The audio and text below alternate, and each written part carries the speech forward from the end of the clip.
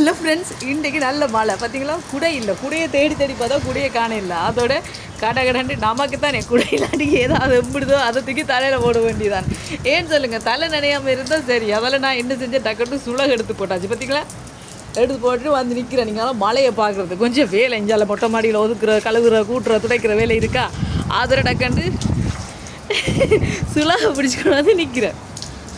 பார்த்தீங்களா, இப்படியும் போடலாம், போகிற பேக் போடலாம், சாக்கு போடலாம், ஷாப்பிங் பேக் போடலாம், சுலகு போடலாம். உங்களுக்கு நான் ஐடியா தரேன் சரியா. மழை நேரத்தில் நீங்கள் தலை நனையாமல் இருந்தாலே பாதி வருத்தம் குறைஞ்சிரும். அதால் டக்கண்டு ஷாப்பிங் பேக்கத்துக்கு போடுங்க, இல்லாட்டிக்கு சுலக போடுங்க.